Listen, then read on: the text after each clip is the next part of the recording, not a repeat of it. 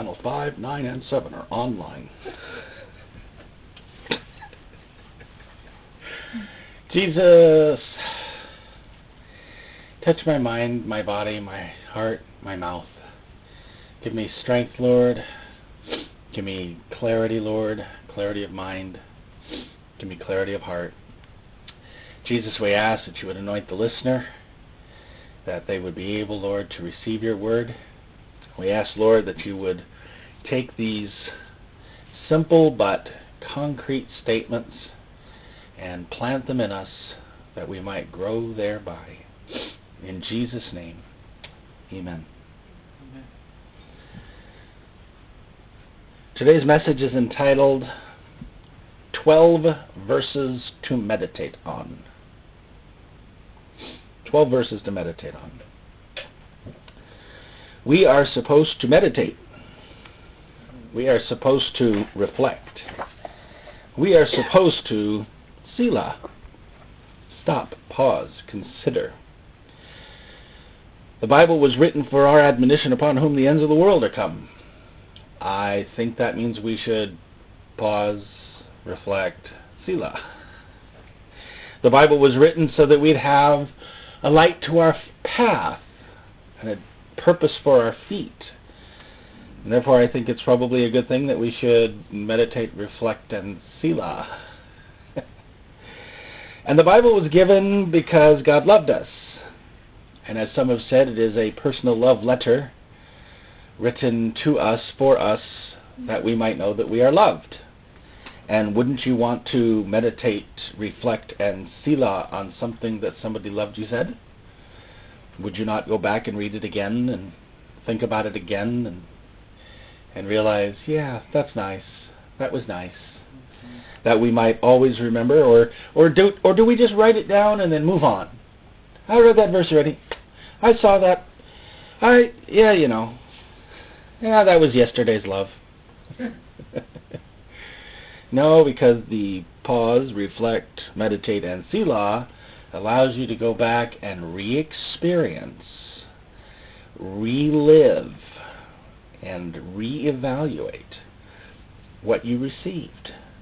It is a good thing to write down the word of the Lord because we tend to forget it.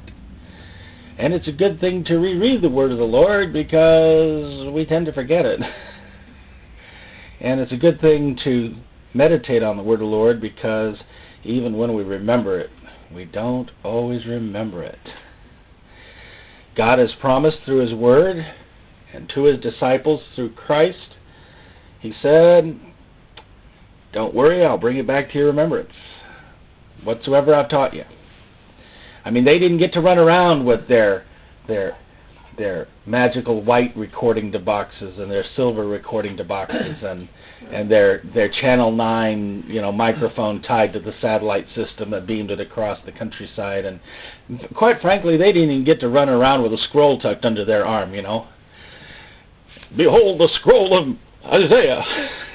As they walked about with it, having their special quills tucked in over here on the side, and their Pentecostal oil up here, and all ready and loaded, the guns up to the side, ready for the I'm going to shoot them demons, They just kind of had to go about and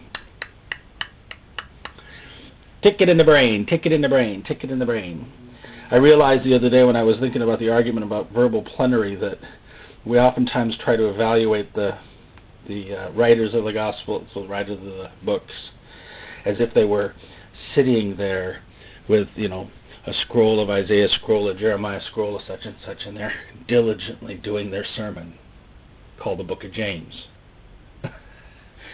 No, it wasn't quite that way. I had to remember that what they did was they listened and they meditated, reflected, and selah'd. And so it was in their heart. It got down in their spirit. It got down in their stomach. They talked about it. When they came together to have a party, it wasn't a pity party. You know what I'm saying? It was a fellowship. And it was a discussion of, do you remember when the Lord was walking with us on the road to Emmaus? Yeah, I remember when he was walking with us. Wasn't that kind of cool? I mean, come on. When you think about how we talk about our fishing exercises and our old sports stories and our what we heard in the news today about history, and mankind is prone to repeating verbally the past. And yet, for some reason, we can't verbally repeat the Bible. It's out of our nature. It just doesn't gel. It doesn't sink in. It doesn't hang on. How come we can remember things back 20 years ago that Auntie Sue said, but we can't remember something that we just read out of the book a week ago? And I know the reason to that question, the answer to that question. I know the reason why. It's because we pause and reflect and kind of grump, we don't Selah, about what she said. And as soon as somebody else says it, something like that, we remember her and go replay the whole thing in our brain again, all over again. I remember when my mom said, I remember when my dad said, I remember when my, you know what I'm saying? We rope it. We just keep running it. And the things that we run the most often are the things that stick with us the longest. The tales that we tell to every new friend we meet over and over and over again are the things that tend to stick with us, don't they? But when we don't pay attention to it, it just fades into space. And someday somebody comes up to you and says, do you remember back in 1965 when you... And you go, no, I don't know. I don't remember that event. And do you remember last week when you said, well, no, because I didn't pause, reflect, meditate, and Selah on it. You did. Preacher's right. I preach, you reflect. Quote it back to me every now and then, okay, because I do forget it. I accept that burden and responsibility of having people quote me back, and I have to get corrected by my own speech. Any good preacher knows that's going to happen, because hopefully the Word of God's going to go out from the pulpit and hit that gong, and the gong's going to go wah, wah, wah, wah, in the heart for a while before it goes quiet again, I'm the hammer. You're the gong. It's a show. Anyway, the point here is that we have to realize that when the Bible was written, when the Word was written, it was written by oral speech. It was written by men communicating. And so the Spirit of the Lord could get in there and anoint those men, and He could get in there and inspire those men, and He could get in there and encourage those men. And He was intricately involved because He said, I'll bring it back to your remembrance. And the Spirit of truth, when it comes, it's going to remind you of things. But not to a heart that's not willing to pause, reflect, and Selah. Sorry, too busy doing my fishing. No time to think, Lord. Well, then, Lord, don't have no time to think fishing. The truth of the matter is, we need to stop and become more like the psalmist. We need to be like the psalmist. And the whole reason I'm preaching this message is, of course, because I'm taking live coals off of my altar for the week, thank you very much, and I'm presenting them to you. What's good reflection for one might be good reflection for another. The psalmist says in Psalm 1:2, but his delight is in the law of the Lord, and in his law doth he meditate day and night. That pray continually verse goes real good right after the think about the Lord verse. And if you're going to be thinking about the scriptures and, talking end-time events and thinking about what's coming and whatnot, you're likely to turn around and think about the law of the Lord. You're going to think about what He's like. You're going to think about where it's going. You're going to think about where you are. I don't know of any preacher that could be happier with his congregation than with a congregation that is always Selah, that is always on the reflect. A lot of preachers would like to see more volunteers. I would just like to see more tears. You know what I'm saying? I think that we can have all the volunteers in the world and we can raise up the biggest ministries around, but it's the churches where the people are constantly meditating and reflecting on what was said. Those are the ones that are vibrant. If you think about it, those are the ones that are alive. They get together and, I was thinking about what Papa so-and-so said, and I was thinking about what Brother so-and-so said, and I decided, I should try applying that in my life. And guess what happened? Look at this. That's what happens when you meditate and reflect. Psalm 63 verse 6 says, when I remember thee upon my bed and meditate on thee in my night watches. What's your last thought before you go to sleep? Well, let's see, did I put my socks out? Did I put my shoes out? Did I Did I prepare that assignment? Did I get that thing done? Are those your last thoughts, or your last thoughts, I will remember thee on my bed, O Lord? Good night, God. Thank you very much. Been a good day. Appreciate my life. Is it a word? Is it a scripture? Is it something the Lord's been working on, like has been happening to me? And like I said, this is kind of coming off of live coals. Laying there on my pillow just before I go to sleep, and the last thoughts, as it were. You know, you can almost measure a man by his last thoughts. Last thoughts as I'm laying on my pillow, wishing I could stay up a few more hours because I'm dead exhausted and I can't. Hearing the words, "Ye shall receive power." That's going to be our first one we're going to talk about. Ye shall receive power. Ye shall receive. As I'm drifting off into sleep, ye shall receive power. Drift. Ye shall receive power. We'll get to it. But my point here is on your bed, in the night watches, as you're walking about, as you're going about and doing things. Do you pause? Do you reflect? Do you consider? In the quiet. You know, when it's boring. When it's boring. That's the night watch. You know, what's the night watch? The night watch is where you put all the newbies. You know, the guys that are going to be your day warriors, you get them out there, but your night guys are, you know, the night guards, pacing the walls. Anything happening? Nope, nothing happening. Did anything happen yesterday? Nope, nothing happened yesterday. How about the day before? Nope, nothing's happening. Just, you know, perchance an enemy might come over the wall. That's a night watch. That's an intercessor. That's a prayer warrior. It's boring, it's dry, it's terrible, it's ugh. And you're walking the night watch, and you're knocking the night watch, and you're walking the night watch, and there's no enemy in sight, and you have no idea why you're asking the Lord for this, and why you dropped that in your heart, and why you're doing this, and there's that verse that you know you got to meditate on. Okay, there's another one in the night watch. Okay, let's meditate on that one. You know what I mean? Why did we think it was always going to be, behold, the King cometh, or trumpet of battle, everybody move now, I'm the watchman announcing it. Okay. No, you're the guy doing Selah. You're the guy that better stay awake or they're going to take your post away from you. And what better thing to do to stay awake than to meditate and reflect on God's Word? This is a hint. Psalm 119, verse 15.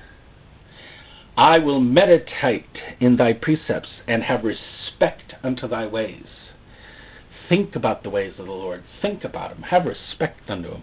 I like that word, respect unto the ways of the Lord. Be circumspect about it. Be aware of it. Realize that there's a lot of things about God we can think about. I will meditate on all thy work. Psalm 77:12 says, I will meditate also on all thy work and talk of thy doings.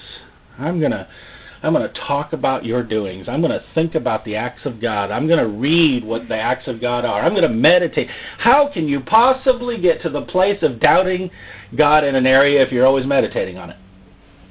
But see, there's the rub, because if we decide that we're only going to meditate on it in emergencies, oh no, what was that procedure for putting out the fire?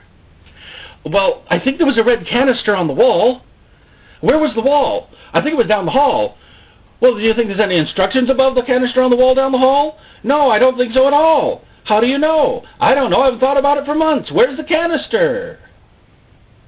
Whereas the other guy who's always going about making sure that his canisters are fine, yep, that one's checked, that one's ready, that one's ready, that one's ready, yep. Next week, check it again. Then when the fire hits, guess what?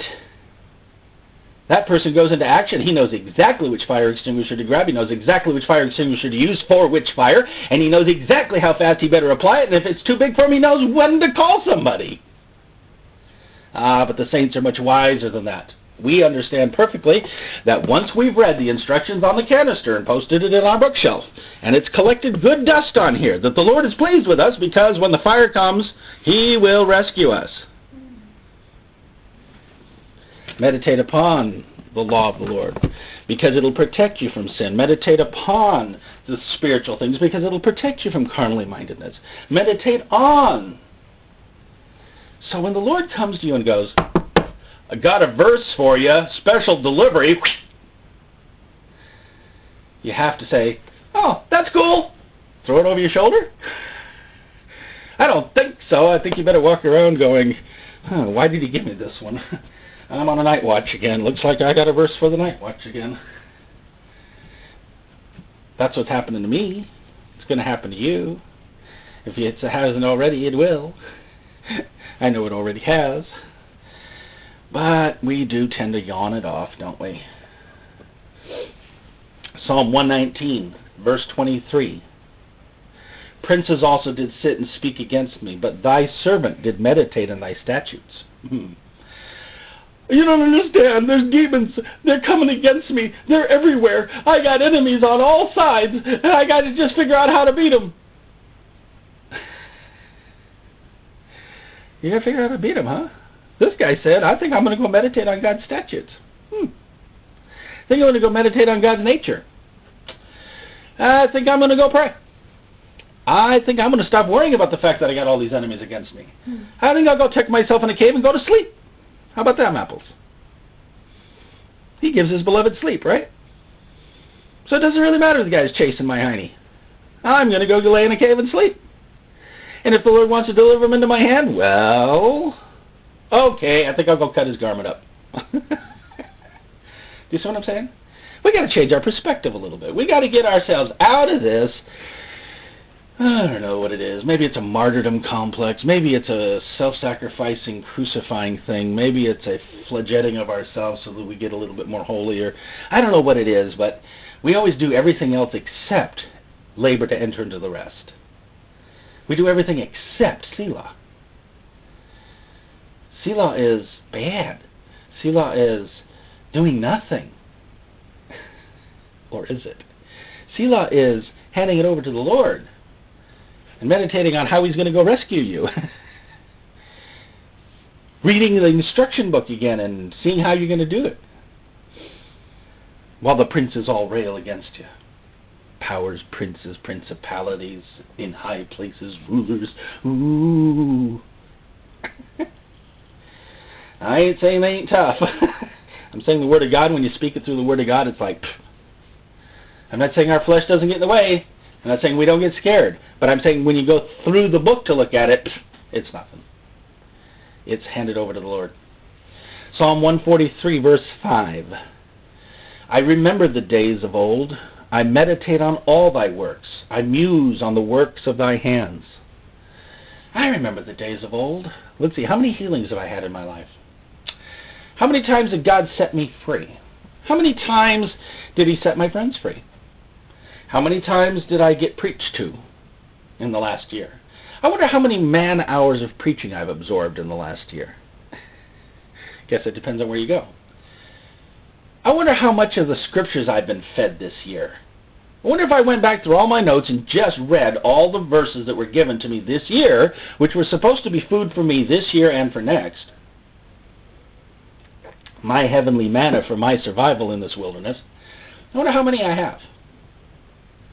Not to count the ones that I've gone and got myself. Not to mention the ones my brothers brought to me freely. Oh, thank you very much for convicting me. I appreciate that. Some call them horse pills. The truth of the matter is, you're surrounded by the Word of God. You're surrounded by it. God's not going to let his word go out and just go, oops, missed you by that much. Ever seen a laser beam? Ever seen what happens when a laser beam cuts through metal? And they forget that there's also on the other side of that, they better have another metal and another metal. You know, it's like some of the scenes they sometimes show in movies for fun when people were playing around with inventing lasers. My favorite is out of the movie Real Genius, where they finally invent the laser, and they're like excited. They figured out the bromium goes in the middle, and it has to be cooled at such and such a temperature, and isn't this cool? Flip the switch.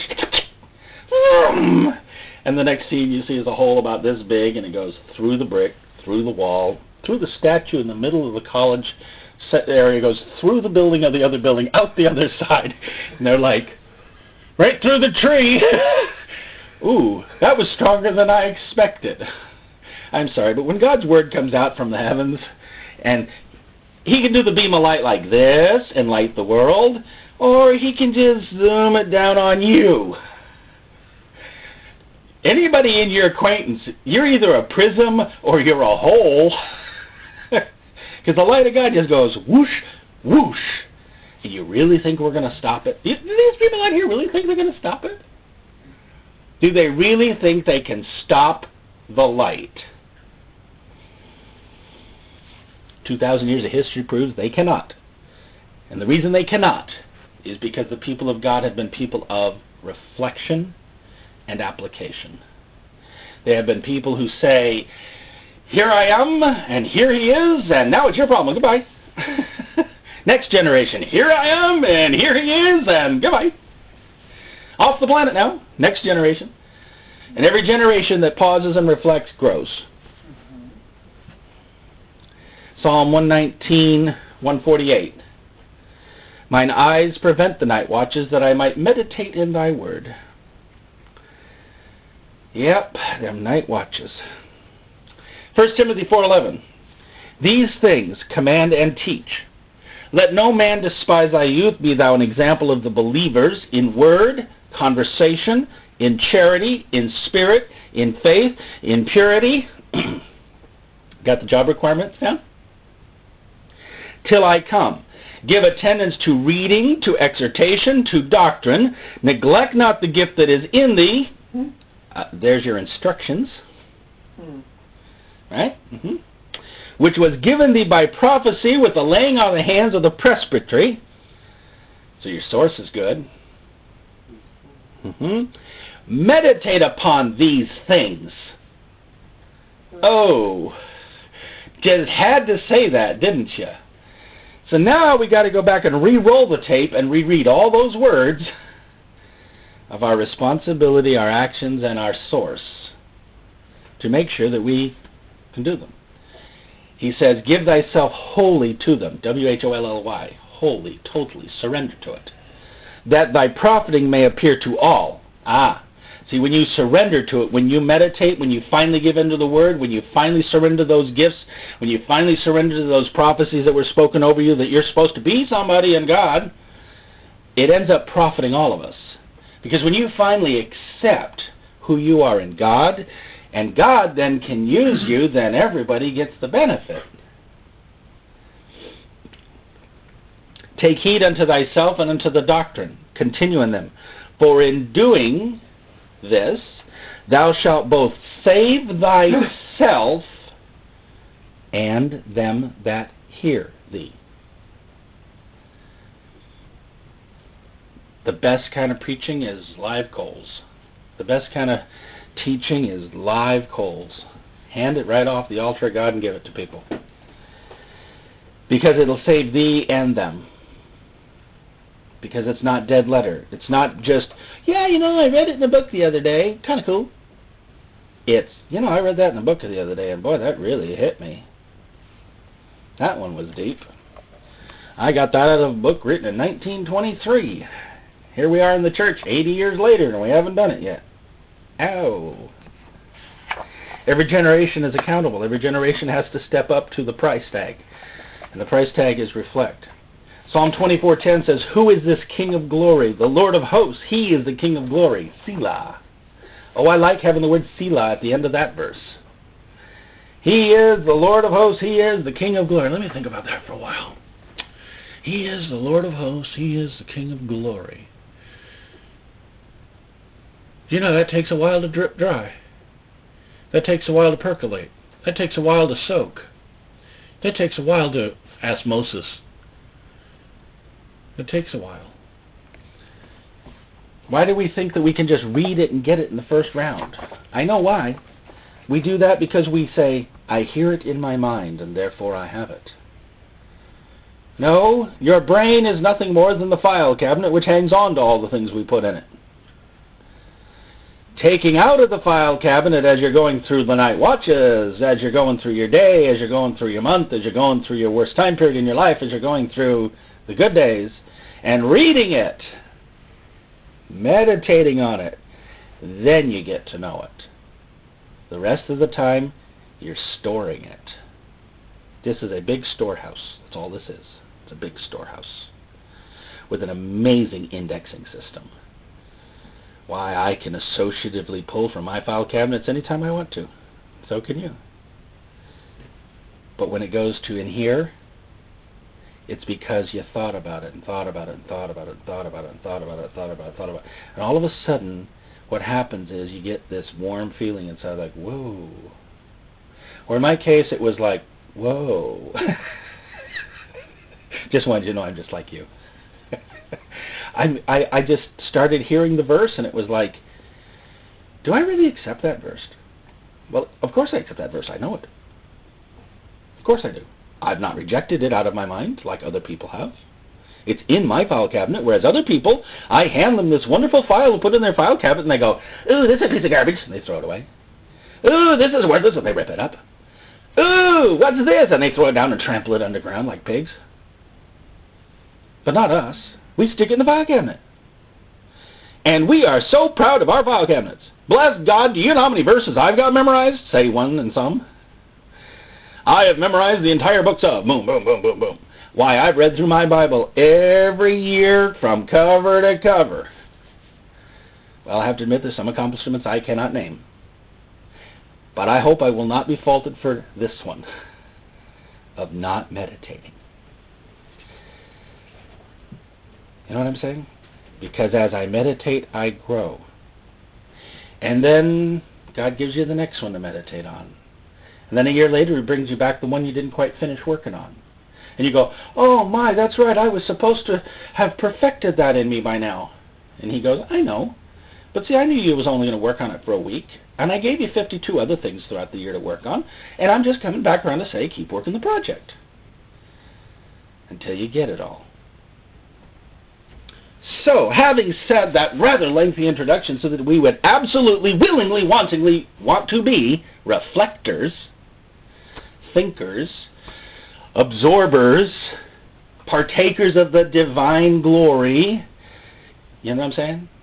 Eaters of doctrine and truth, drinkers of the wonderful things of God, hungry, thirsty, wanting, willing, needing, instead of just, oh, that was nice for the file cabinet. There's a mistake that people have made. It's happened all through time, I'm sure, but I've been the recipient of it a couple of times, where they say, because I'm smart, so I'm told, I don't know how smart I really am, I know a lot of people smarter than me, but because I seem smart to some, they say, oh, it's all head knowledge. It's nothing but head knowledge. Why? Because I'm capable to hang on to some of it? So you can't possibly judge whether somebody's in head knowledge or heart knowledge. Well, if it was truly in heart knowledge, they would... And when was the last time you paused and reflected? You know what I'm saying? You get up, you go, you run, and you do. But do you know why you're doing it? Do you know how you're doing it? Do you know why the Lord's doing it the way He's doing it through you? Do you understand the plan? Do you see the pattern? Do you know the direction? Or are you just running off doing? The truth of the matter is we need to be men of spirit. We need to be people of spirit. We need to be people of mind and soul and heart and purpose. And permanently feeding it.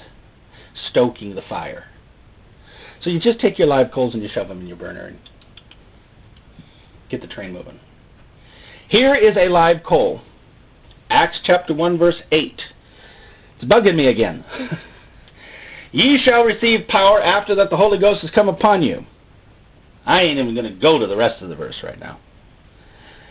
Ye shall receive power after the Holy Ghost has come upon you. Do you ever stand still long enough to say to yourself, hey, I'm full of power? And what does that mean anyway? I have been filled with the Holy Ghost and power. What does that mean? What does it do? How do I do it? See, if you don't have something, you can't say you have something, right? I mean, that's simple enough.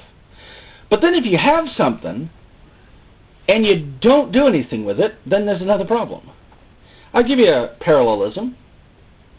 We'll put duct tape over your eyes, and you can walk around saying, I have good eyes, I can see. I've got eyes! I've got eyes! Trip, trip, trip, fall, trip, trip, fall. You see, having them's not enough. Opening them, that's enough. I mean, if we have power, and we've been given it, and it's in us, and it's with us, as I was laying in my bed, it was like, then shouldn't something, and that's where, as far as the sentence got, shouldn't I be able to, I don't know, fill in the blank? Shouldn't we see more of fill in the blank?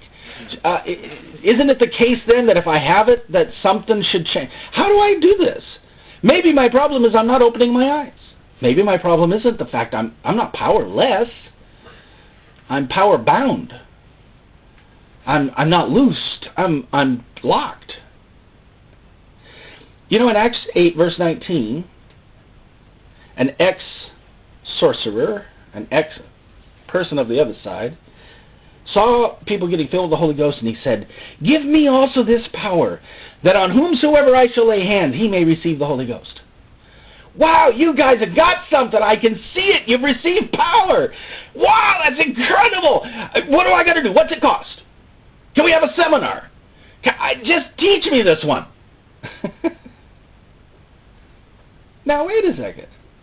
He, outside, saw what he had inside, and he, inside, demonstrated what he had inside. That should be the picture. Somehow, that picture should align up to this sentence, ye shall receive power. If it is disjointed, incongruous, then there's something that needs to be turned on. Then there's a switch that isn't on, or a pump that isn't pumping, or a source that is not connecting. Perhaps it's nothing more than our own doubt in ourselves.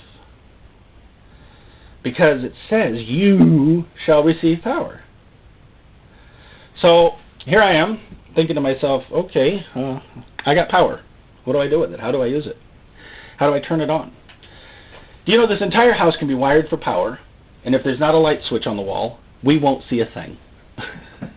Put the wiring through the whole house, and have them all come out to dead ends with no switches on them, right? And live with candles. Welcome to religion, guys. The kingdom of heaven is wired. Wired for sound, wired for wireless, wired for power, wired for... Wired! Done. I finished the project. Hey, guys, it's wired. Install some switches, okay? The purpose of the power. Acts chapter 26, verse 18. The purpose of the power. To open their eyes, to turn them from darkness to light, from the power of Satan unto God, that they may receive forgiveness of sins and inheritance among them which are sanctified by faith. That is in me. Ye shall receive power. Why do I need power? What do I got to have power for? What do I do with it?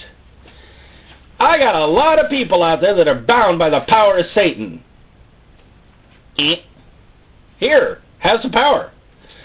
Disciples, I know you're fishermen, but here's what I want you to do for a while. Says Jesus as he walks up to these motley crew of I don't knows. Here's what I want you to do. I'm here. I hereby bless you so that you can go out and bless others. Ready? Blessed. Okay, you're now appointed, anointed, and blessed. Oh, go out there and kick some demons out. Huh?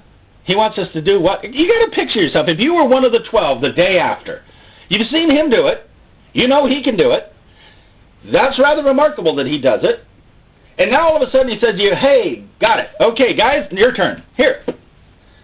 Now the two of you, because you're going out by twos, are walking down the street going, do you feel powerful? No, I don't feel powerful. Do you feel powerful? No, I don't feel powerful.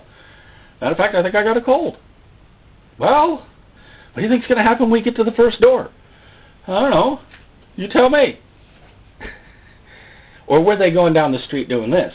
Did you realize what he did last week? Yeah, that was rather interesting.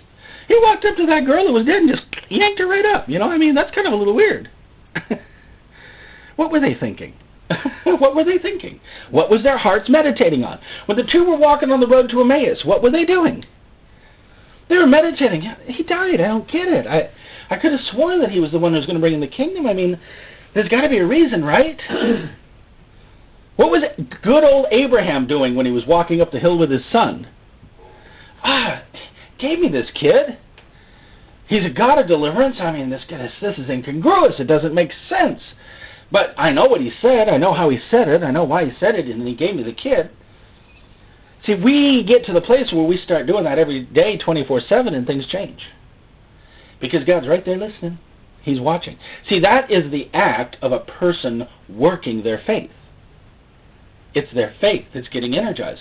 We are sanctified by faith. We're set apart by our faith. Our hearts are meditating on things other people's hearts are not meditating on. And one of these things we have to meditate on is, you shall receive power. You receive power. Now, see, a lot of people would say, I don't need that speaking in tongues stuff. I don't need any of that Book of Acts stuff. I don't need any of all that. Well, it's real interesting, because along with that then goes, and I don't believe in the power of God. I don't believe it's for today. I don't believe it operates. I don't believe it's here. Must be psychosomatic, successful hypnotic, regression, repression, or other changes that's making them better. Right? Because once you've said in your heart, I will not meditate on this anymore, how can you possibly flow under it? That's how the religion works.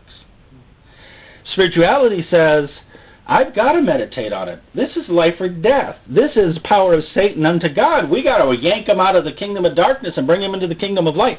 We got to figure out how. I find myself being convicted right now. I won't say in exact detail, but I'll simply say, okay, yeah, I pray for people, but do I pray precisely for people? Do I pray enough precisely for people? Do I stand before God and say, give me their number? I want to know why for 15 years nobody can get that guy saved. And I want to know now. Hagen did that, I think for his brother, who didn't get saved for like 20 some odd years. He finally said, Lord, something's wrong. I've been praying for salvation for 20 years. According to his testimony. So finally he said, the Lord gave him a verse. Eyes have been blinded. Oh, was that the problem? Fine. And he started attacking blind eyes. And his brother got saved a year later. Hey, what do you know? It works. Get instruction from on high how to do the battle, and it works. The power wasn't missing. We weren't powerless. We were kind of pointless. We weren't pointed in the right direction. You shall receive power. Give me this power. Give me this power, the guy said. Give me this power. I'll use it.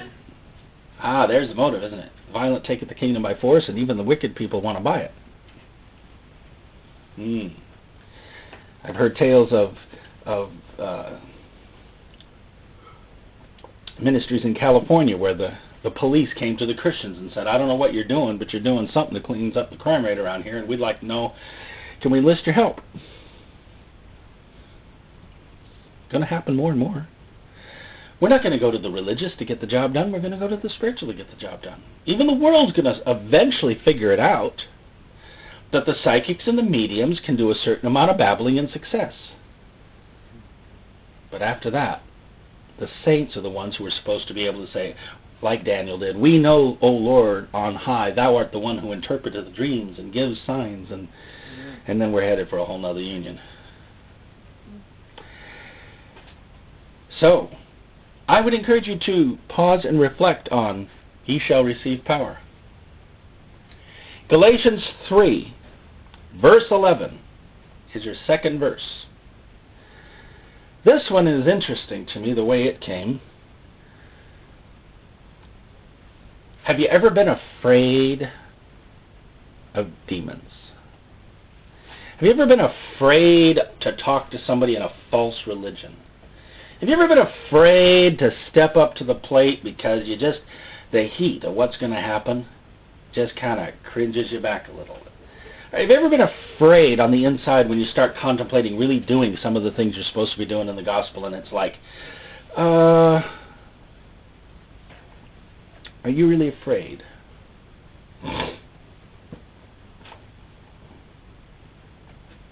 by the way, I'm sorry, I grabbed the wrong verse. It's 1 Corinthians 8:4. We'll get back to Galatians 3:11. Have you ever been afraid to step out? Well, I have a verse for you that you may not have thought of ever applying. 1 Corinthians 8:4. Skipping the first half of the verse for the moment.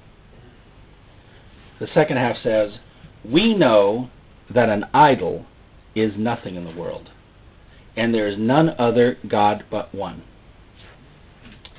We know that an idol is nothing. That started to hit me. That started to hit me as, that's nothing. Zero. For all the pomp and pomposity and ritual and religion and belief and all of that, it's nothing. In the weight of eternity, it's nothing. Idols are nothing. Now, I realize he's talking about the idol itself, but I'm going to go a step further than that, because I realized it's more than that. The idol is nothing. 1 Corinthians 10, verse 20 and 21 says, but I say that the things which the Gentiles sacrifice, they sacrifice to devils, not to God. And I would not that you should have fellowship with devils. You cannot drink the cup of the Lord and the cup of devils. You cannot be partakers of the Lord's table and the table of devils. Demons. See, he's saying, I know that an idol, the idol itself, the idol is nothing. The thing that the people are doing is they're yielding to daimonion. But it struck me a different way. It struck me as, if the idol is nothing, then the source behind it is nothing too. Why? Because of the second half of that statement, which says, and that there is none other God but one. That's why they're nothing. I had to stop and say to myself, meditate on, chew on, the fact that all of the religions in the world account to zero. And that is a hard thing in this time period to say. Because in this time period, all the religions of the world are saying, we all go to God, it's all roads to God. And God says, nope, only one road, mine. And the rest of it, nothing. When you stop to consider, we're going to stand before Jesus Christ, we're going to bow in front of Him, and every knee shall bow. That means all them other idols and the daimonion behind those idols are not present and accounted for. There's only one place knees are going to bend. That puts me in a perspective of saying, I really should say that verse a few more times. An idol's nothing. I'm not saying that there's things that they can do. I'm not saying there aren't lying signs and lying wonders and dreams and visions and vision quests and what do they call them? Spiritual events and harmonic convergences and whatever else you want to call it. I'm not saying that doesn't happen. I'm saying that we in our hearts need to look at that and go, so what? So what? I mean, the demons want to say, do you know who I am? And the reply should be, nothing. Nothing. So what? Do you know who He is? See, He's the only one, God's the only one, who can ever say, I am, and mean it, and have the right to it. Do you know who I am? That's His right.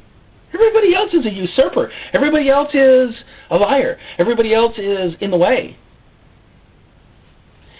Our hearts should have an attitude of, so what? I now understand how Paul was able to cast out those spirits out of that girl of divination so easily.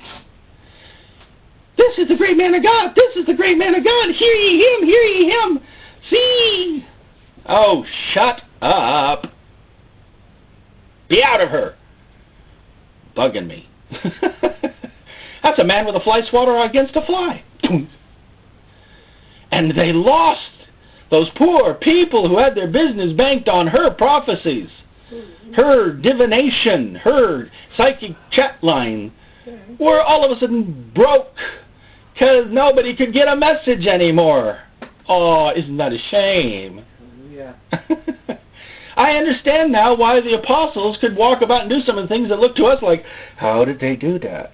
I understand now why the disciples looked at Christ and said, we can't get this demon out of here. We don't understand. It just won't leave.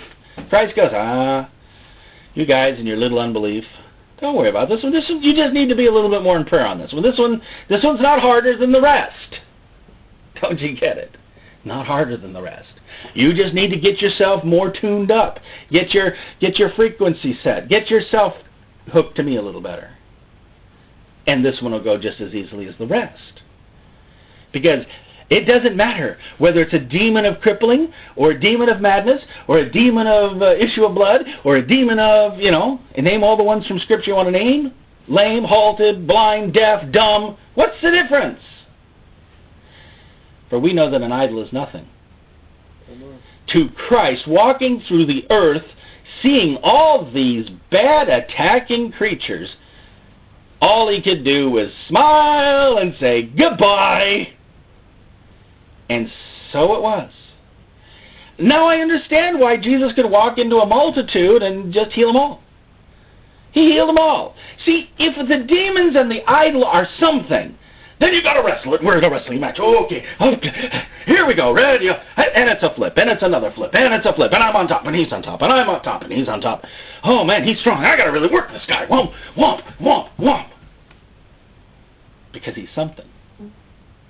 But when your heart on the inside gets crystallized to the point of faith, not a point of arrogance. I'm not preaching arrogance. I'm preaching faith that says inside, who art thou, thou uncircumcised Philistine, to resist the armies of God? You're nothing. Now you're getting close to slinging it. Everything prior to that is you're the armies of Saul. Oh no, the big Pharaoh, the big dude up there. We use grasshoppers.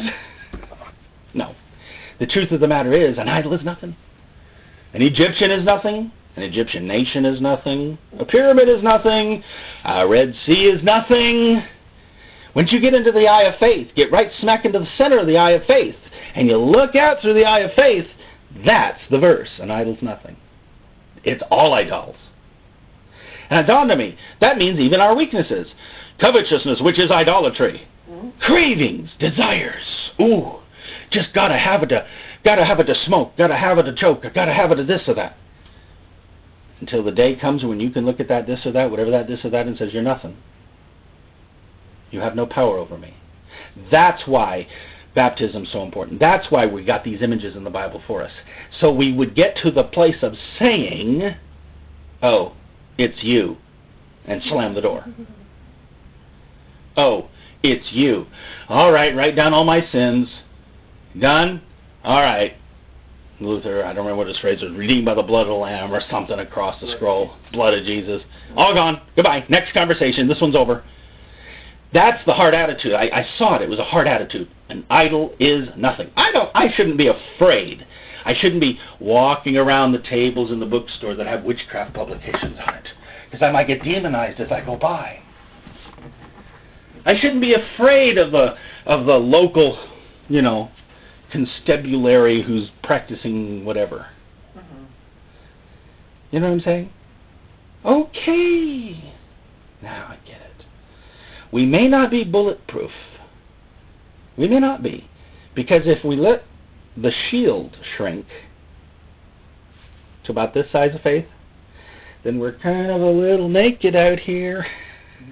But when the shield of faith starts doing and gets about this size, because it's nothing, now you're walking down the street with a little bit of protection.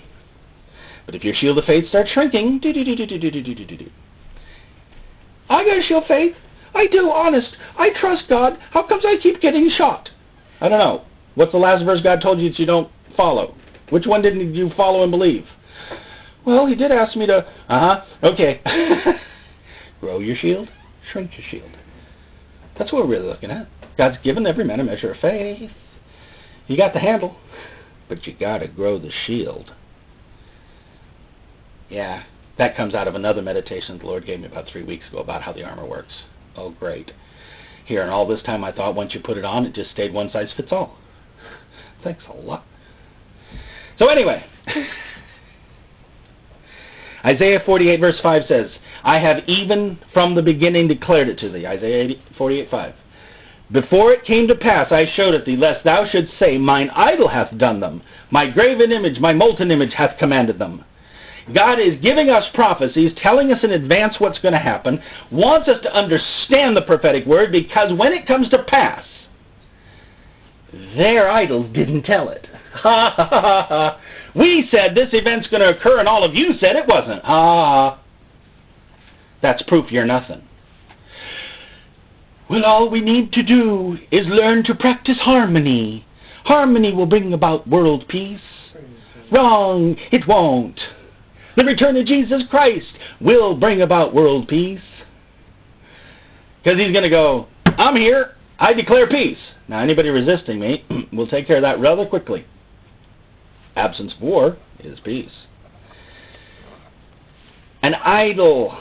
Oh, my idol taught me this. My idol taught me this. Why, I went into the temple and it bled milk. I saw the idol bleed milk. Happened, several years ago. Several idols around the world. What's the idol's going to do next? Start floating? Who cares? If all of a sudden all the Buddhas in the world start floating 4 feet off the ground, this does not verify Buddha. And some saint's going to get just cocky enough looking at that idol floating and go, you're nothing, and it's going to come crashing to the ground. Habakkuk 2:18. What profiteth the graven image that the maker thereof hath graven it? The molten image and the teacher of lies, that the maker of his work trusts therein, to make dumb idols? Teacher of lies, catch that phrase. Dumb idols, catch that phrase. Say it doesn't even matter who's behind the dumb idol. It doesn't matter if it's the lying teacher or if it's the lying spirit behind the idol. It's nothing. From God's point of view, it's nothing. From our point of view, it should be nothing. From our faith, it should be nothing. I'm not saying, and I'll say it one last time before I go on, I'm not saying that they can't do some things. I'm saying from the inside out, they should be as nothing. But as long as there's something, we're going to fall to them. Zechariah 10:2, for the idols have spoken vanity. Vanity. It's a waste. It's a total waste. Come in for your local psychic reading. It's a waste. Let me cast your charts. Here. Let me cast your demons. And the diviners have seen a lie. Ooh, we divined it. We throw our entrails down on the ground and divined it. Ugh. First of all, gross practice. Second of all, it lied to you. And have told false dreams. Yep, they're dreams. They just ain't true. They comfort in vain. What comfort? Therefore they went their way as a flock. They were troubled because there was no shepherd. Now you know why God wants to raise up shepherds. Shepherds take care of sheep. Idols can't. Even powerful idols who can divine and give dreams and all the rest. I don't care how many visitations of the Mary Mother of whoever shows up. She's nothing. And her prophecies are lies. You can go to Barnes & Noble right now, and you can go down to the religion section, and you will find several dozen books of the visitations of, and pick your favorite flavor, and they're going to tell you about world events, end-time events. And you know what's real interesting about so many of them? They contradict what the Bible says is going to happen. Because, of course, we don't accept what the Bible says. But we'll accept what Mother so-and-so says. They're nothing. Zechariah 13:2. And it shall come to pass in that day, saith the Lord of hosts, that I will cut off the names of the idols out of the land, and they shall no more be remembered. And also I will cause the prophets and the unclean spirit to pass out of the land. So there you have it. an idol with a prophet with an unclean spirit. Excuse me. And God says, I'm going to wipe it out. So if God's going to wipe idols out, they're nothing. If God's going to wipe out the false prophets, they're nothing. If God's going to wipe out the unclean spirits, they're nothing. Nothing compared to God. When Jesus walked into the room, it says the unclean spirit cried out of the man and said, Hast thou come to torment us before our time? And he said, okay, no. He just said, leave. I'll get to the torment later, but for now you're departing the country. See, the truth of the matter is, when Jesus was walking around, even with the guy who was possessed with so many that he had to be locked up in a cave, Christ looked at the guy from Gadara and he said, goodbye. And the man was in his right mind. See, if that isn't an example of insanity is caused by demons, I don't know what is.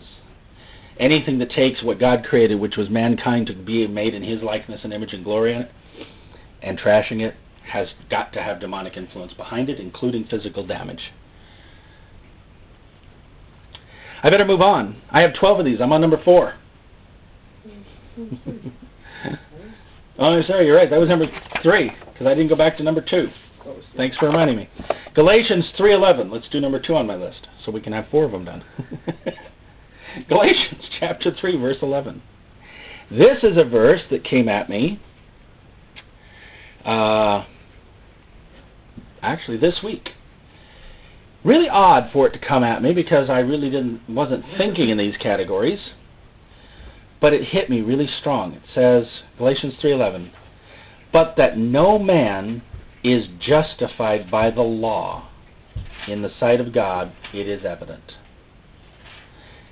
The just shall live by faith. And we always quote the just shall live by faith part.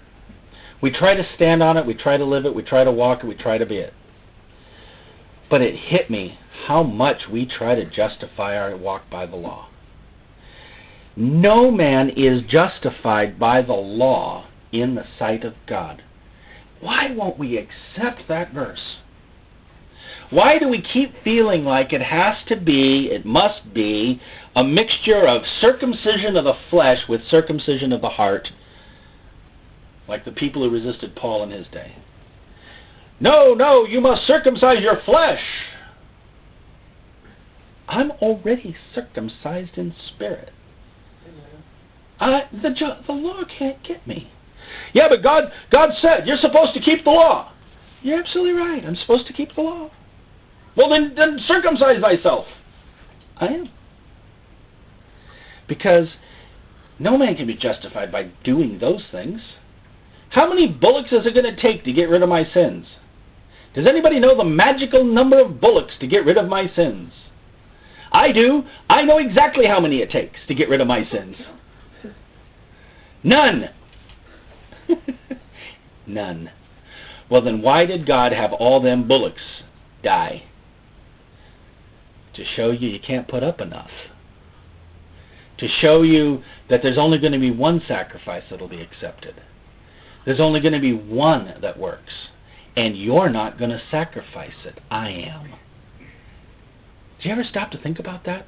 We always talk about the lamb sacrifice. They had to put up the lamb sacrifice because in putting up the lamb sacrifice, that represented Christ who's the lamb sacrifice.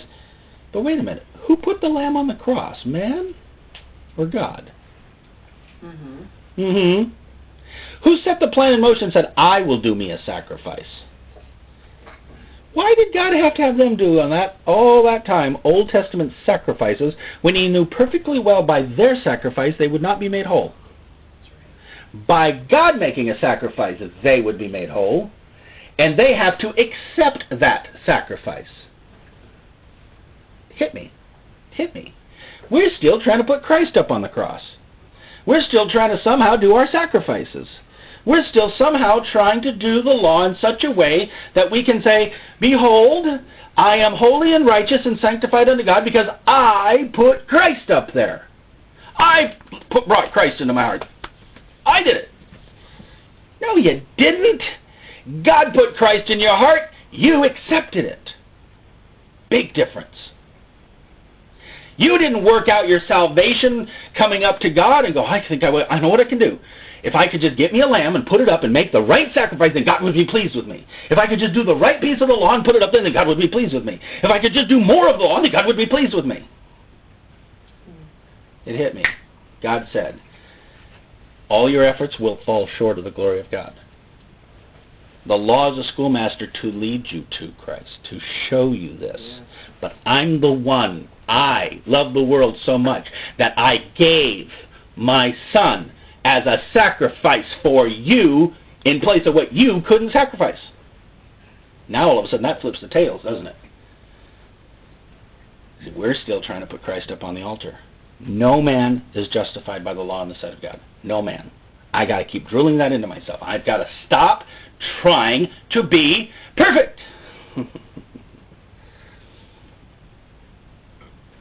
I have to stop trying to perform to receive the love of God. I need to receive the love of God so that I can perform. I need to receive the grace of God so I can become gracious. I don't need to try to become more gracious so that I can receive the grace of God. You see where I'm going? As soon as I started meditating on this verse, and even as I'm preaching it, which is meditating on this verse, it's like expanding inside. It's like, wait a minute. The law is good and right and proper and spiritual and all the rest. But the lawgiver, he is the one that is truly right and blessed. We receive of him. Galatians 2:16, knowing that a man is not justified by the works of the law, but by the faith of Jesus Christ, even we have believed in Jesus Christ, that we might be justified by the faith of Christ, and not by the works of the law, for by the works of the law shall no flesh be justified. Now you can understand why the Pharisees and the Jewish people and the what do they call them? The Judaizers all said, Paul overturns Moses. Because when they heard this, they said, he's bucking Moses. He's saying everything Moses taught us is wrong. He's saying everything Moses said we had to do in order for God to be pleased with us is wrong. He's telling us none of it mattered. Half-truth. Half-truth. It mattered. If you step outside of faith and you start performing the deeds that the law says do not do, then you run into trouble. But if you're in faith, just keep walking. Because that's how you're going to get justified. You're going to get justified because you keep walking in faith, not because you kept walking in law. That's what he's saying.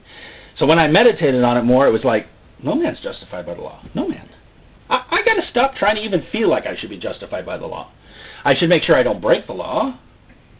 But you know how much self-righteous judgment there is in the church world? How many finger pointing? Finger pointing. You know what she did? Have you heard the latest of what Susie did? I mean, did you realize how many laws of God she broke doing that? I mean, that's what they're saying. Yep. They're doing it in a self-righteous religious way. You know, do you realize the testimony of Christ has been impugned on this matter? Testimony of Christ? Huh? What's his testimony got to do with any of this? The only testimony of Christ is healings, miracles, deliverances, and casting out devils. That's the testimony of Christ. The rest is the testimony of you messing up. It has no bearing on the testimony of Christ. Now, it might have a bearing on the watcher saying, these Christians, I really wonder about them. And that we should consider. On the other hand, that isn't what makes us righteous. Doesn't what make us like Christ. Doesn't make us better represent Christ. Doesn't make us look like Christ. I can circumcise every one of you in the flesh and none of you look like Christ. The truth of the matter is, we are justified by faith. James 2:24, ye see then how that by works a man is justified and not by faith only. What about that verse? What about that verse? Doesn't that contradict what you just said? No. Matthew 5:16. Let your light so shine before men that they may see your good works and glorify your Father which is in heaven. Your works is your actions. Your actions, which extend from faith, do justify you. But your obedience to the law outside of faith does nothing for you. It finally hit me, that fine line that God always does with the, you got to die to live and you got to do this to do that, and they seem opposites. I can understand now why Luther had a bit of a problem. He saw works, and he saw works, and he didn't know what to do with the works. There are works of the law, by which no man can be justified, and there are works of faith by which a man does become justified. And rewarded, I might add. Because I'm no longer looking at how well I performed before God anymore. I'm just manifesting God, and my works perform for me. I'm not trying to figure out how to get in God's graces so I can be used by Him. I'm being used by Him, and I'm walking in God's graces.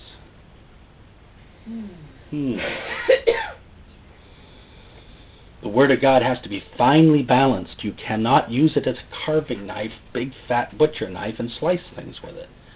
You got to use it right. No man shall be justified by the law.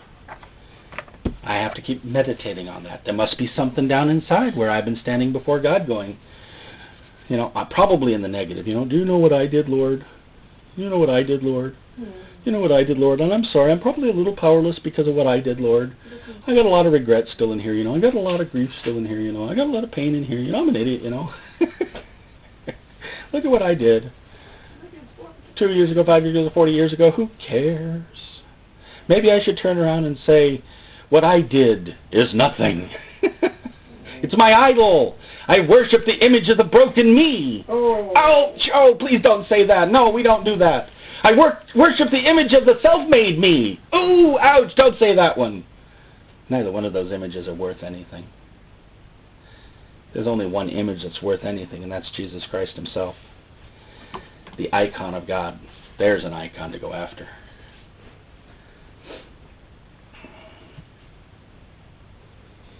Number 4. Meditation number 4. 1 Corinthians 14:3. A simple meditation, really not a super flashy one, but when you think about it, puts you in the right perspective when you're balancing against another verse that I'm going to put out there. 1 Corinthians 14:3. He that prophesieth speaketh unto men to edification, exhortation, and comfort. Prophecy. Remember God said, I'm going to say these things and tell you what's coming so those dumb idols can't say they said it? I'm going to give you these prophecies so that you will be built up. I'm going to give you these prophecies so that you'll have comfort. I'm going to give you these prophecies so that you will know what to do for exhorting one another to keep moving. And I realized, as always, we tend to misunderstand the verse mildly. We only see this as, well, then prophecy should only be used for positive things. We should never have a negative statement in a prophecy. Because negative statements aren't comforting, and they certainly aren't edifying. They might be for exhortation, but we don't want to have people exhorting in the negative. It hit me that prophecy, prophesying or prophecy, doesn't matter whether it's God written or God spoken, is indeed for our upbuilding and our comfort, because when it comes to pass, we get greater faith. When we see that God told us the truth, we get greater confidence. When we realize that He's taking care of us, we feel greater love. When we understand that the evil that's here today will be gone tomorrow, we have greater comfort. When we understand that in the end all things balance out, that is to say, in God's favor, then we have strength to endure. Prophecy, prophesying in the church, prophecy in the book. What's the point of the book of Revelation? And a hailstone shall come down out of the sky, and the rivers shall be turned to blood, and it's going to be a terrible time. And ladies and gentlemen, I'm going to bomb the place to death. Isn't that encouraging? Exhortation, edification, and comfort. I'm really edified by that, boss. Lots of dead bodies and blood. this was a movie, I probably wouldn't come. Oh, yeah, I'm exhorted, all right, Lord. What am I supposed to be exhorted for? Oh, not to be one of them that's going to get bombed. I get it. Okay. And it's comforting because... Well, no, what's comforting is this. Let's put it in perspective. I'm the author and finisher of your faith. I'm the Alpha and Omega, and I'm going to start something that I'm going to finish, and by the time I'm done, the only ones left will be you. Oh, so get ready for the ride. Better hide. It's comforting to know that our Savior is going to be coming to take care of us. It's comforting to know that there are events coming that are for our benefit and not for the world at all. It's comforting to know that the bride speaks and the Spirit speaks, and we're the bride and the Spirit uses us in the midst of a world of darkness. That's great.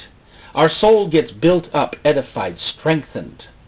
Our armor gets improved. It's good to know these things.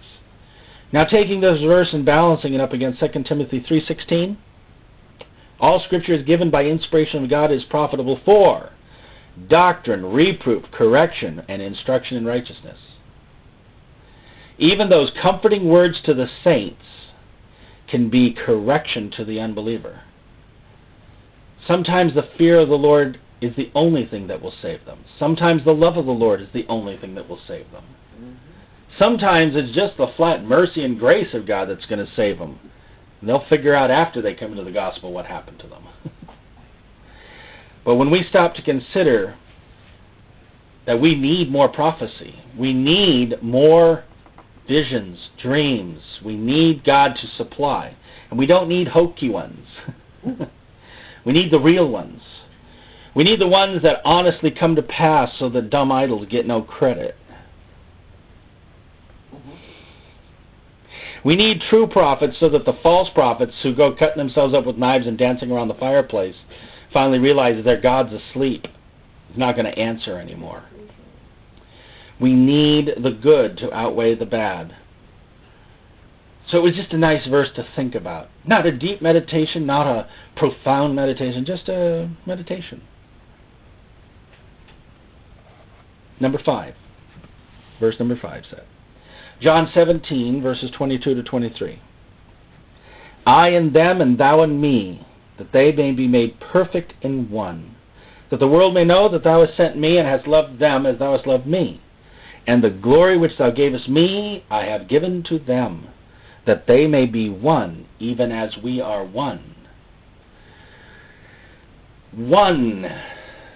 That we might be one. Say that again, one. How many denominations exist in the world today? Too many. Too many. Right answer. Way too many.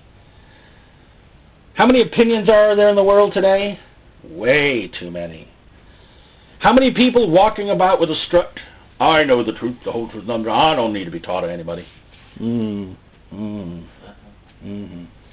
supposed to be Berean and prove a thing, but there's a place where we can all think we're Berean and we're not. We actually are something else. I realize that in thinking on this verse that it's really important that we keep this in perspective. In focus. We need to be walking about the earth as a people looking for oneness. As a people looking to bring people into God, reconciling man back to God, so that God can reconcile man back to man, so that man and God can be one. Our goal is not to point fingers at what people don't have right. Our goal is to find those people and bring them into the truth so we all have right. You see the difference? Our goal is not to correct the universe. Our goal is to draw the universe together so it corrects itself. We are all a bunch of puzzle pieces of God's master plan. And we have no idea how those pieces go together. I have no idea what this puzzle piece right here, this here, right, puzzle piece. And I'm not pointing at me, I'm pointing at us. What does this puzzle piece do? It's got to go somewhere in the plan. I have a feeling that like when we put puzzles together, how you look at a piece and then you rotate it and look at it again and you rotate it, see if it fits over there and you rotate it. But do you know there are some pieces of a puzzle that cannot be placed until other pieces of a puzzle are placed? Why would we think it'd be any different in the body of Christ? There are some pieces that are sitting on the sidelines of the table. The border of religion has been made. Some of the pretties have been filled in. We've gone from darkness and death on the outside borders of this gospel puzzle, moving in towards some flowers and trees, getting around to some parts that are really complicated. Now it looks like God's starting to do the water scene underneath, baptism of the Holy Spirit, trying to do the bottom part of the puzzle. But we have no idea what those centerpieces look like yet. We're not there yet. The apostles aren't fully in place yet. The prophets aren't fully in place yet. The gifts aren't fully in place yet. See, right now we're all looking at a broken puzzle. But I will say the border's done. I will say the edges are done. I will say God's been slowly moving towards the center with the pieces. You don't know who you are. Have you ever looked at a puzzle and stared at it and stared at it and stared at it and wondered where it went on the board, and you can't figure out if it's a tree or a plant or a root from a tree of a plant on the puzzle? And you just can't figure out where that piece goes. I remember doing a puzzle, and there was this little brown piece that I was certain was a piece of wood. And I'm going, it's got to go in either in the cabinet, or it's got to go in the drawers, or it's got to go on the chair, it's got to go on the, it never fit anywhere. Then I got towards the end, and I rotated, and it fit on a girl's dress. Well, what do you know? That's my point. We don't always know. We look through a glass dimly. We look through a glass darkly.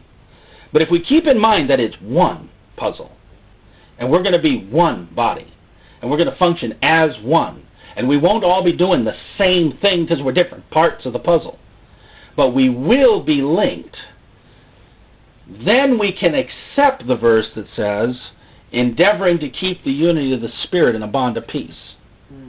Ephesians 4:3.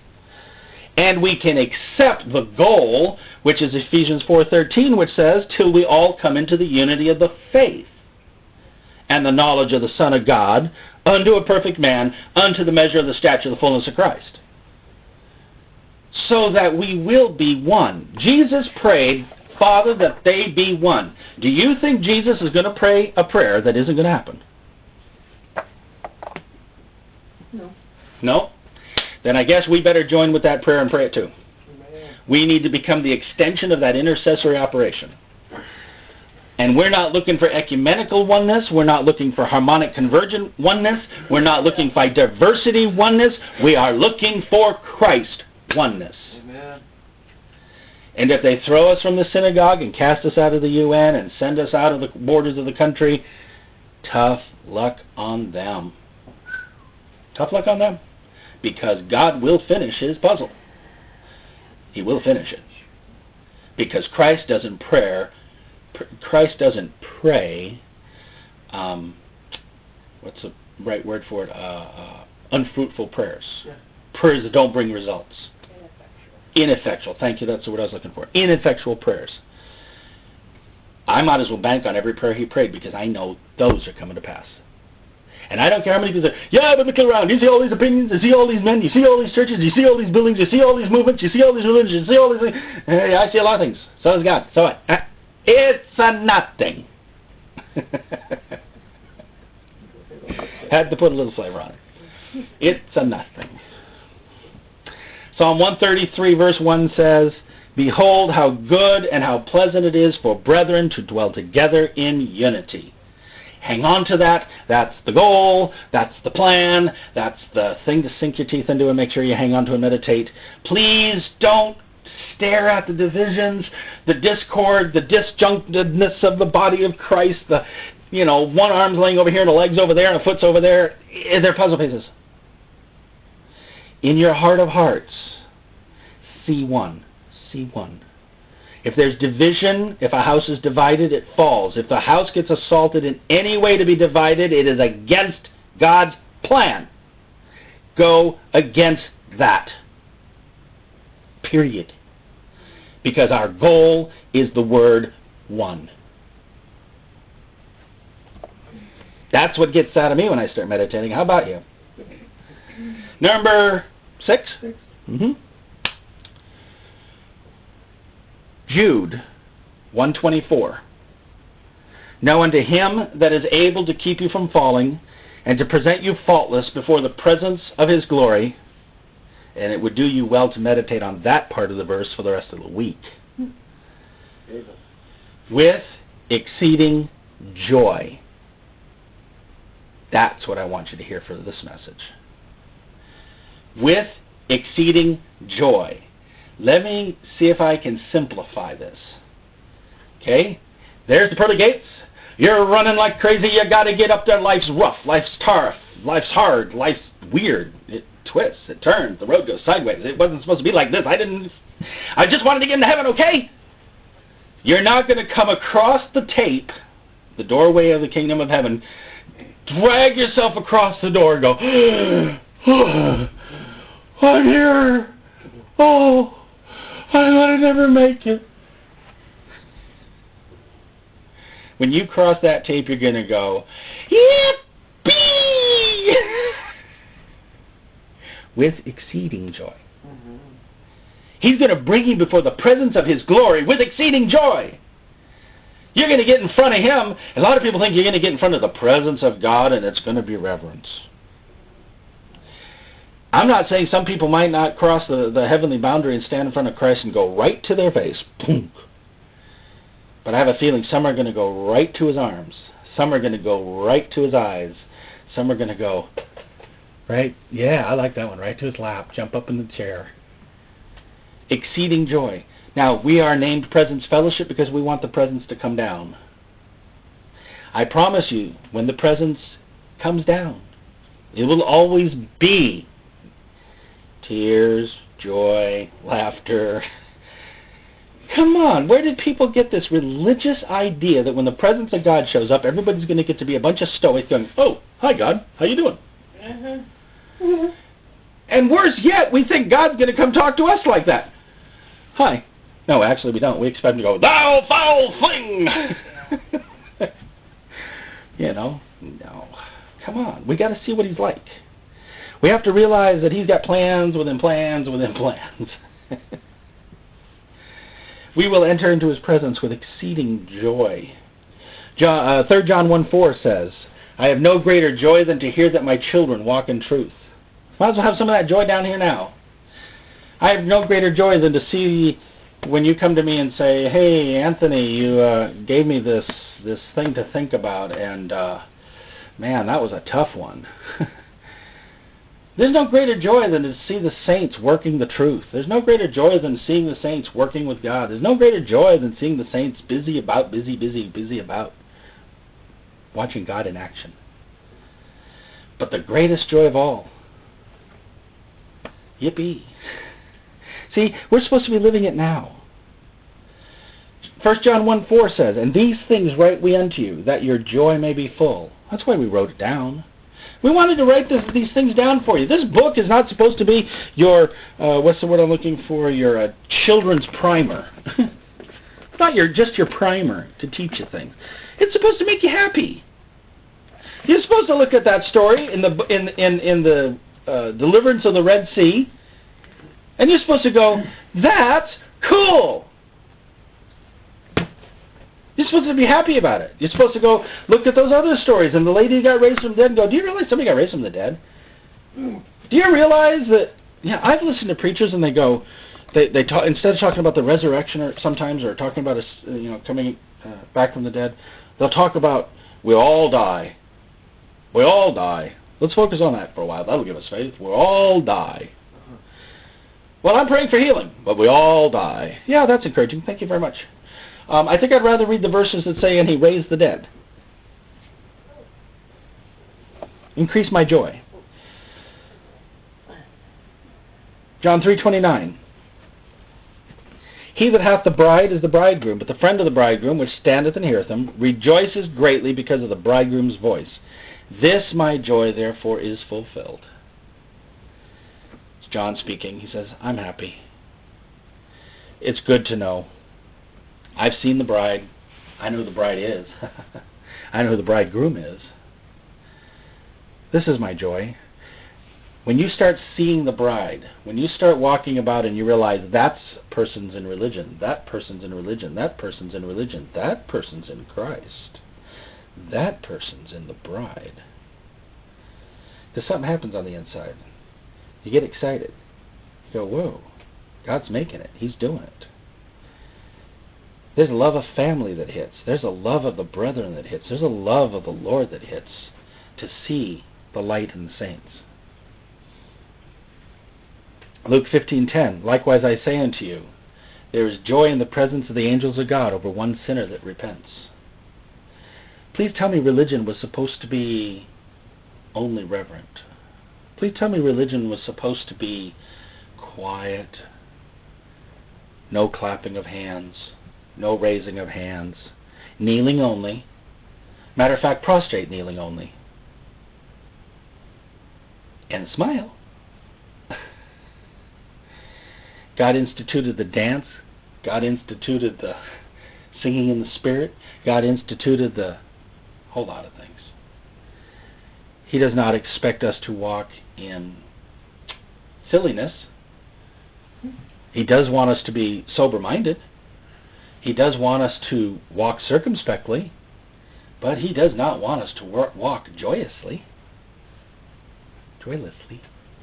That's the word I meant to say. Joylessly. Without joy. It is something to meditate on, that our goal is exceeding joy. Our walk should be filled with joy. There are a lot of things to be joyful about if we are looking with spiritual eyes. Number 7, Galatians 3:27.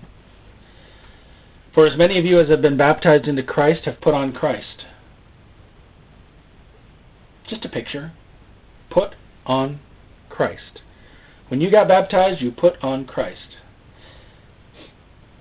I actually thought there was a phrase, clothed in Christ. I went looking for it. Couldn't find the word clothed in Christ together. But it is embodied in the statement in Galatians 2:20. I am crucified with Christ, nevertheless I live, yet not I, but Christ liveth in me. The life which I now live in the flesh, I live by the faith of the Son of God who loved me and gave Himself for me.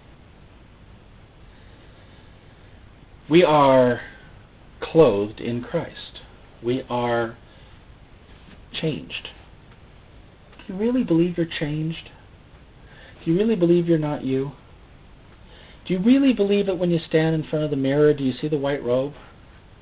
Do you really see yourself as Christ, or do you see yourself as a modified you? What do you see when you stand in the mirror of your mind? Can you say, I am anointed? Can you say, I am in the Son? Can you say, I am one with the Father because I'm one with the Son? Can you say, behold the power of He? See, I'm trying to say we're ramping up to a picture here. When you walk down the street, once you put on Christ, what do they see? They see a Christian. A Christian. Soon as you say, I believe in the door, I believe in the way, I believe in the life, I believe in Jesus Christ, you are instantly demarked in the mind of any human being you say to. You know that. Doesn't matter whether it's the atheist, the agnostic, or the idol worshiper. You are instantly segregated in their mind. Ooh, can't say this, shouldn't do that. What about this? What do they like?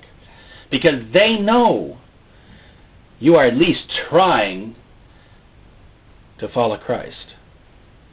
The one thing that the rulers of the day knew about the disciples when they tried to chastise them is they said, we know this. They may be fishermen, but they've been with Christ.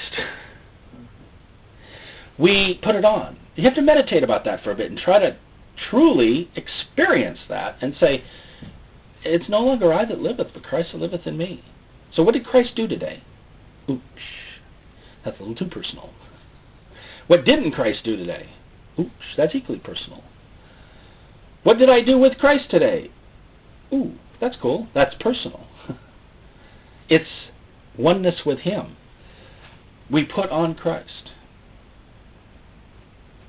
Galatians 6:14 says, "But God forbid that I should glory, save in the cross of our Lord Jesus Christ, by whom the world is Christ crucified unto me, and I unto the world." You wonder why the world seems dead to you? You wonder why the world keeps getting more dead to you every year? You wonder why before you really loved doing that, and you keep looking back on it thinking, that's going to be a really good thing to do someday.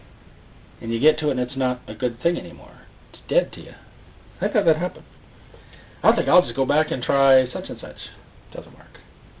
People try to go back into the world sometimes. Backslide. Their testimony is always the same when they come back rushing out the back door of the world. It just wasn't right. Wasn't as fun anymore. Wasn't anything. Yeah, well, that's the problem. See, once you start walking around with a white robe, every demon in hell knows it. And they're looking at you like, it's one of them. Not one of ours. Our choices are we can pummel them, abuse them, ignore them, use them, but they're not one of ours. Because once you've got that little pilot light going on inside, it's a little bright around the darkness. What is Christ? The anointed. If we've put on Christ, what do we become? The anointed. And, some people like tossing that word around, yeah, we're all anointed. We're all anointed, right? Fine, then act anointed. What did the anointed do? The anointed was a savior. The anointed was a deliverer. The anointed was a reconciler. The anointed fulfilled Luke 4:18. The Spirit of the Lord is upon me because He hath anointed me. Okay, anointed, so let's see what you do. To preach the gospel to the poor. He hath sent me to heal the brokenhearted. To preach deliverance to the captives. And recovery of sight to the blind. And I might add deaf, dumb, and stupid. Lame, halted, and broken. To set at liberty them that are bruised. So, if we are all instantly anointed the moment we gave our life to Christ, then we should act like it. Or we better go get the anointing of God so we can act like it. There's your two religious thought forms, Pentecostal and non-Pentecostal. If ye be anointed, then be anointed. Right on. And that balances the two doctrines there. Okay? For as many of you as been baptized into Christ have put on Christ, and Paul understood that. I'm in Him, I'm on Him, He's on me, and this is going to be a ride. The one that Paul thought was blasphemy. Blasphemy. This Jesus Christ dude is blasphemy. Turned out to be not blasphemy. Turned out to be the icon of God. Turned out to be the man, the source, the center of the universe. How could Paul not walk around and write 3/4 of the New Testament once he caught the revelation? How could he not? How could he not say, I'm nothing. I'm a Pharisee of Pharisees and I'm dung. I'm the worst of the apostles. But let me tell you what we are. We're the body of Christ. We're the saints of God. We're building a house. We're building a kingdom. Yeah, that's okay. That's a good perspective, Count your flesh as nothing, O idol. Count your spirit as everything. Praise God. I'm at number 8. Can I continue? Okay. Revelation 2:4. I got one amen. That's all I need, right? Revelation 2:4. Nevertheless, I have somewhat against thee, because thou hast left thy first love. Last night, 1:30 in the morning, maybe 1:45, I got hit with an inspiration. Whoosh! Back into the past I traveled in my mind, arriving back about 18 years ago, might have been 19. And I took a look at little me walking around, doing the things I was doing in God. And I got hit with a word. And somebody's going to laugh at me for this one, but I got hit with a word. It was fun. It was fun. Now, I'm not saying I haven't had joy and rejoicing and excitement and pleasure and working in God, and it's not been good all this 18 years. But I saw a piece of me that I don't know. if it matured or got squished. Speaking to the religiously among all of us, I realized that was fun. And all of a sudden, whoosh, whoosh, whoosh, I go forward back in time to little old me standing here right here. And I hear the verse, you lost your first love. Just get it back. Oh, no. Not supposed to come back from happy trip with slam me into the wall trip. It was that fast. Took probably 20 minutes for the message to get all the way through. From drip, drip, drip to drive. You know what I mean? Yeah. Did I lose a piece of my first love? Is that possible? I mean, I preach every week. I discuss the things of God with everybody around me. I did lose that word fun somewhere along the way, didn't I? Oh my goodness, I lost the word fun.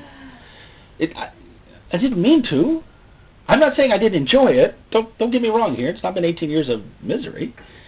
It's just been 18 years of drudgery at times. And why am I doing this? And how come? And why does it feel so difficult?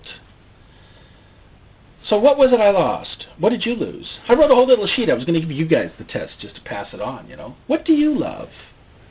What in the Lord do you love? What about doing the gospel do you love? What part of being in this plan of God, this marvelous plan of God, do you love? Hopefully you didn't lose any of yours.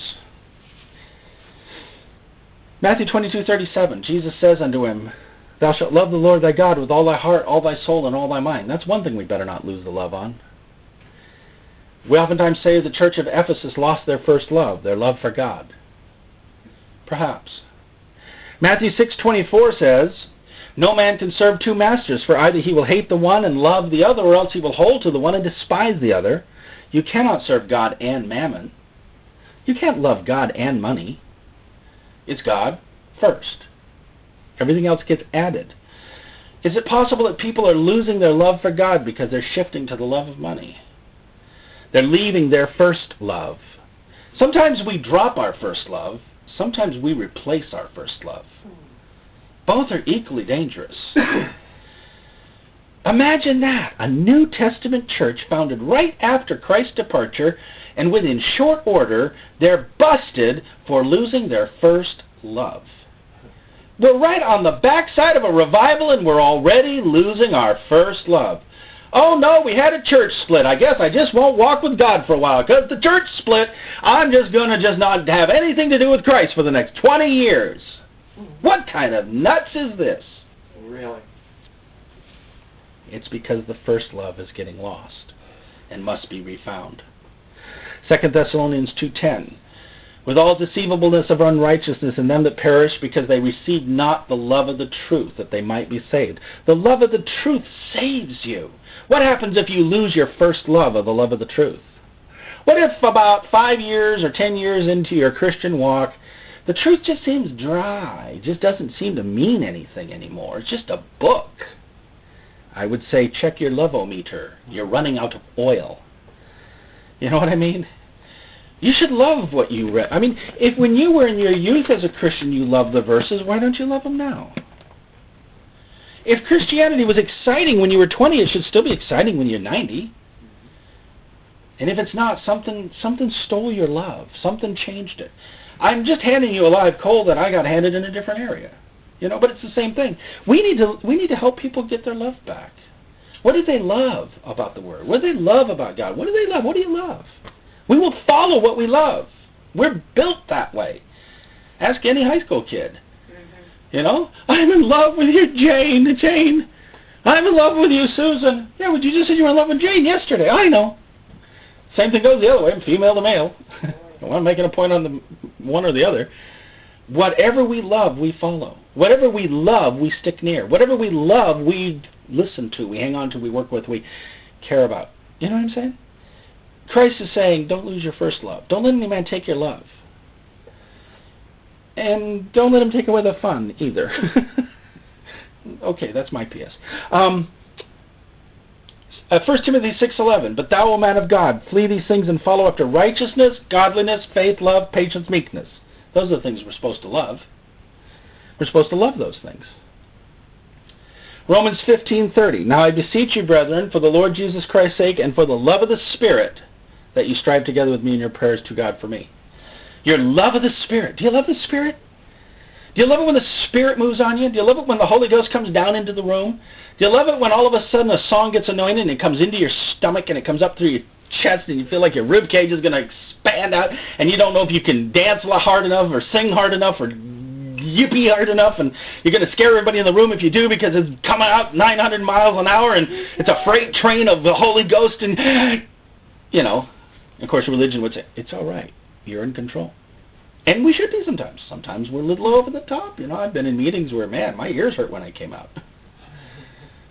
But that's the way it should feel. You should learn to take that nuclear energy of the Holy Ghost and contain it a little bit so you don't fry everything on the landscape. You know what I mean? I've seen intercessors, man, that they can just blow anybody's brains out if they're next to them. Because they feel that intensity. And we need to learn to put some extra shielding around that nuclear reactor.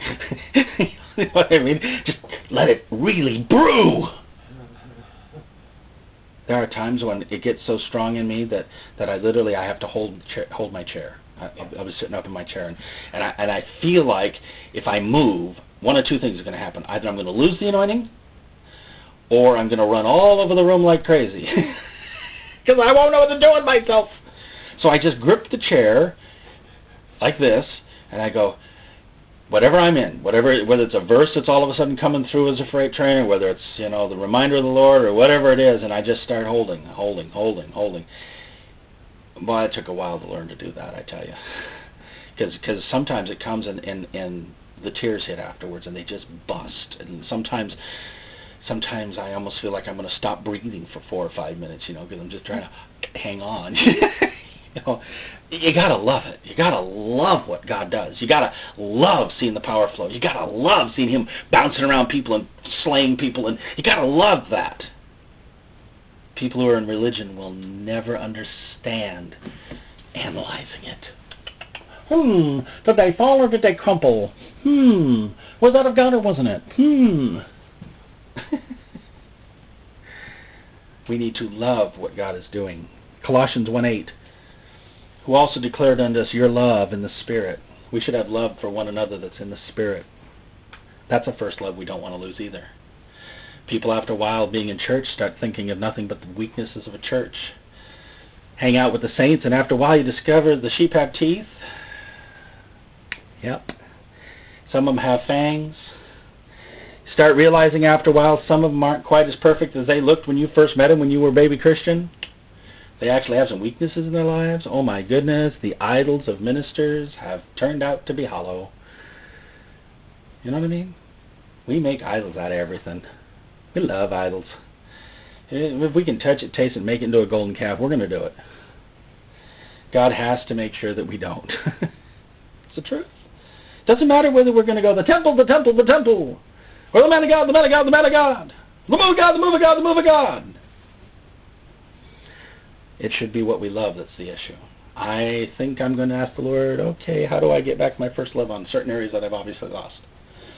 I know I've lost them not because I don't do them. I do them. You know what I mean? Like this. I'm saluting. Of course, my niece has told me now I salute wrong. I need to do it here. There we go. That's better. True Air Force salute. My point is, we do a lot of things for God by saluting. You know, we stand up before God and He says, I want you to obey. And we go, yes, sir. Sometimes we go, okay. Salute comes in a little slower. But if you love Him, if you love what He does, if you love what He gives, if you love the way He does it with you, you know, okay, so it stung a little last night to be told that the reason the word fun was missing because the word love got weak. That wasn't fun. Yeah. And giving it to you is humbling. You know, because I'm supposed to be perfect, right? I'm supposed to stand behind this pulpit. I'm supposed to be perfect. You're supposed to look at me as perfect. Please, look at me as perfect. I have no sins in my life. I have no weaknesses in my life. And at the end of this sentence, I'll probably have no power in my life. When I am weak, then I am strong. Sorry, I'm one of those Christians. You'll have to accept it as it is. Hear the truth, and whole truth, nothing but the truth.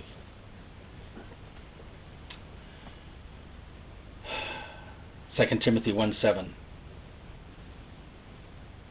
For God has not given us the spirit of fear, but of power and of love and a sound mind.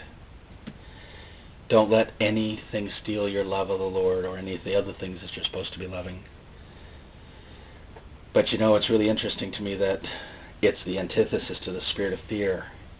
When we start becoming afraid, it's an indicator that somewhere along the way we dropped our love and we need to turn around and find out what gutter it fell in. We got to go be like that woman and clean the house and get it. It's not far away, because God is not going to leave you without it. It's probably tucked in a chamber in your heart somewhere, and you're going to have to do some soul searching.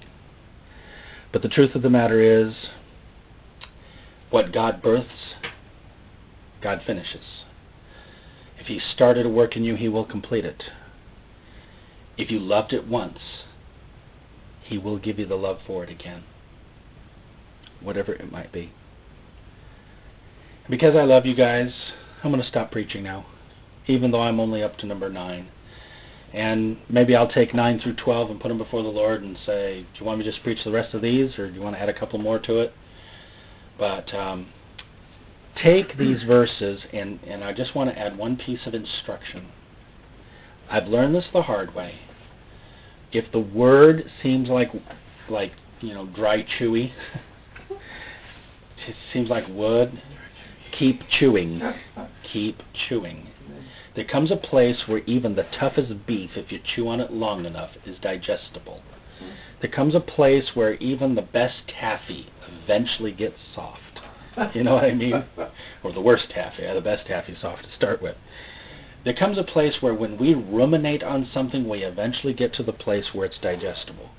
And I've come to realize just in the last few weeks of some of these verses, it's like I'll sit and think about them for 15, 20 minutes. Just that's all I want to think about for right now in the back of my head. And I realize sometimes I'm doing something with my hands or I'm doing something else, but my night watch is busy. You know what I mean? I'm on my night watch. My hands can do a lot of things that my brain doesn't need to be attached to. I'm sure you're the same way, you know. You can go about and do 2, 3 things at once, and some things you can do without having your 90-100% focus on it. But the point is to bring yourself to the place where you hear it in your mind. You hear songs in your mind. You hear a song a couple of days ago, it replays in your brain. Take the verse and just let it replay in your brain. Get to the part of your brain that hangs on to that, pull that file open, and leave it open for a week. And when you realize that you haven't been thinking about it, pull the file open and do it again. Until something in here starts to maneuver, change, alter. You can feel it, you can sense it, you can touch it, you can taste it. It's altering you. I don't know how long these will last. Maybe the Lord's going to this is my portion for the week, you know. Maybe my manna will dry up by the end of the week, and I'll have a whole nother set of verses I have to go after. But for today, I got to go find what was fun. For today, I got to say to myself, I do have power. I'm not powerless. I got to stop feeling powerless. You know, for today, I need to Selah on no man's justified by the law, so why do I keep putting up my failing in front of him? I've probably apologized for certain things more than once. That is more than 100th times. I know theologically I should never apologize for something that's 40 years old. So do you. You know what I mean? But sometimes the devil comes along and says, yeah, but you. And you're reminded again of something way back when. Sometimes it's something from yesterday. And you have to get to the place, and I have to get to the place where I just simply say, no man's justified by law. And then I have to say, and even my idols are nothing. My idols are nothing. My flesh is nothing. It's an idol. It's an idol. I've been catering to it. I've been bringing fruit offerings to it. I've been putting sacrifices up on the altar of the flesh of me, so to speak. And come on, we are. And I need to say, I'm sorry, but idol, you get no more sacrifices. You're nothing. I don't do sacrifices to you. I don't do sacrifices to you anymore. So each one of these things, you just have to kind of bring them in and see what the Lord gives you through the next week. See what verses come around knocking on your door gently, quietly, or intrusively, but sometimes gently and quietly. You know, and you're going to go, why am I thinking of that verse? Why am I thinking of that verse? Where did that verse come from? But you start ruminating on it, and it starts becoming live food, and then all of a sudden you realize why He gave it to you.